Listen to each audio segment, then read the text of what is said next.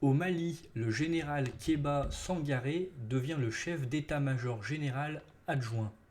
Le général Kéba Sangaré a été désigné comme chef d'état-major général adjoint des forces armées maliennes le 1er novembre. Cependant, il convient de noter que son parcours est marqué par de graves allégations formulées dans un rapport des Nations Unies en 2020. Le général Sangaré est un commando para qui porte en permanence son béret rouge. Sa nomination a été annoncée à l'issue d'une réunion du Conseil des ministres. Il est le fils d'un ancien chef d'état-major de l'armée de terre malienne, un poste qu'il a lui-même occupé en 2019-2020, avant de céder sa place à Oumar Diarra, actuel commandant des forces armées maliennes.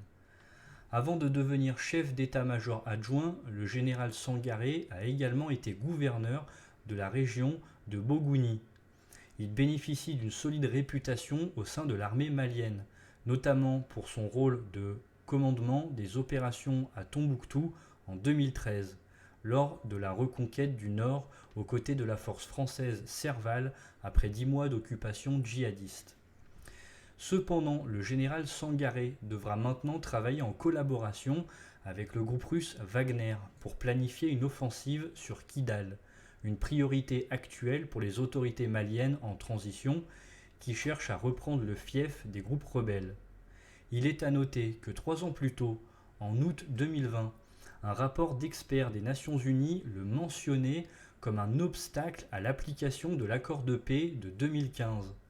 L'ONU pointait des décisions contestables de sa part lorsqu'il était à la tête de l'armée de terre, l'accusant de chercher à contourner les quotas prévus dans le processus de désarmement, de démobilisation et de réintégration des groupes armés et de miner la confiance entre les parties.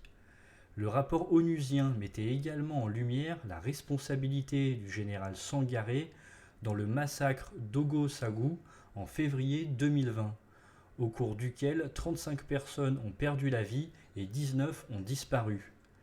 Les soldats maliens présents dans le village avaient quitté Ogo-Sagou malgré le fait que, selon le rapport de l'ONU, le général Sangaré avait été informé de la menace plus de 10 heures avant l'attaque.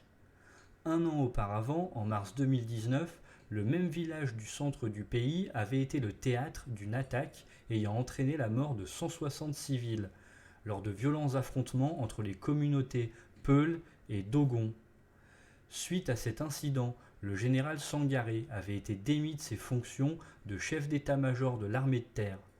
Le général Kéba Sangaré n'a pas répondu aux sollicitations pour répondre à ces questions.